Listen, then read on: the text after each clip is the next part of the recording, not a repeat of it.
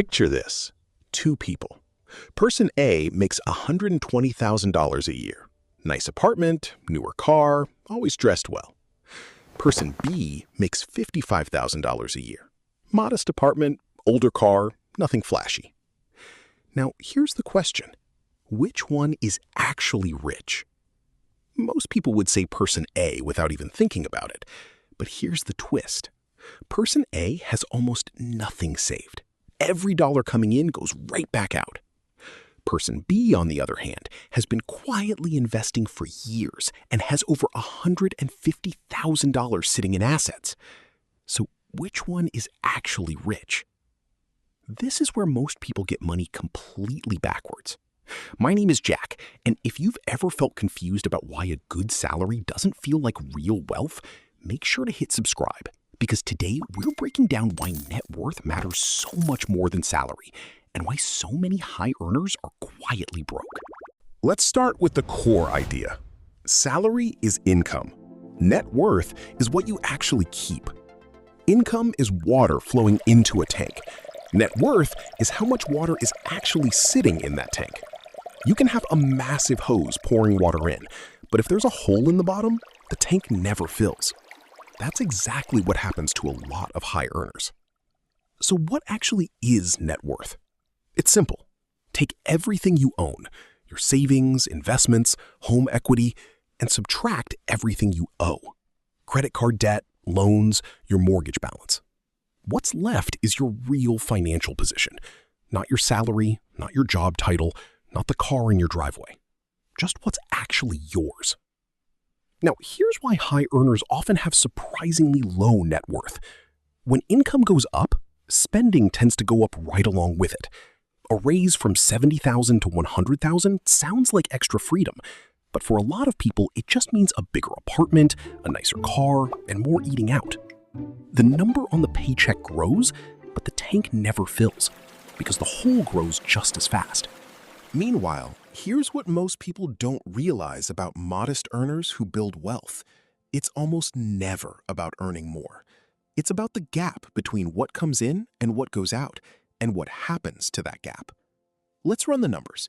If someone earns $55,000 and invests just $400 a month starting at age 25, assuming an 8% average return, by age 55, they'd have roughly $600,000. Someone earning double that but investing nothing would have zero. Same 30 years, completely different outcome. The salary was never the deciding factor. The gap was. Now, you might be thinking, okay, Jack, but surely a higher salary just makes this easier. And sure, in theory it does. But in practice, lifestyle tends to expand to match income almost automatically, which is exactly why so many six-figure earners still live paycheck to paycheck. It's not a lack of income, it's a lack of a gap. Think about it like two garden hoses filling the same tank. One hose is bigger, pouring in twice as much water. But if the drain underneath is also twice as wide, the water level never actually rises any faster. That's lifestyle inflation in a nutshell. The flow gets bigger, but so does the drain, and the tank stays exactly where it started. Let's talk about the silent net worth killers, because these are sneaky. Number one, high interest debt.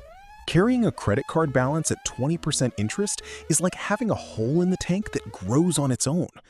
Number two, no investing. Cash sitting in a low-interest savings account barely keeps up with inflation, so your money is technically shrinking in real value. Number three, lifestyle creep.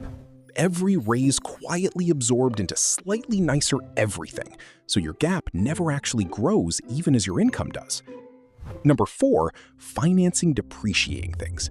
A car loan on a vehicle that loses value every single year is money leaving the tank permanently, never to come back as an asset. Here's the part that surprised me the most when I first looked into this. Net worth isn't just a number for rich people to track.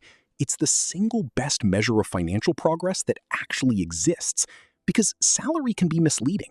Someone can look successful on paper and be one missed paycheck away from real trouble, while someone with a modest job title can be quietly building serious financial security in the background. So how do you actually calculate your own net worth? It takes about 5 minutes. Step 1, list everything you own. Bank accounts, investments, retirement accounts, home value if you own one. Step 2, list everything you owe. Credit cards, loans, remaining mortgage balance. Step 3, subtract the second number from the first. Whatever is left, positive or negative, that's your real starting point. Not your salary, not your job title, that number. And here's the one habit that predicts long-term net worth growth better than almost anything else. It's not income level. It's the gap between income and spending, combined with consistently investing that gap over time. That's it. That's the entire engine behind almost every quiet millionaire you've ever heard about. People who never had flashy salaries but consistently kept the gap open and let it compound for decades. So let's bring this back to person A and person B. Person A looks successful from the outside, but has an empty tank. Person B looks ordinary from the outside, but has spent years quietly filling theirs. And this is the real lesson. Salary is what people see.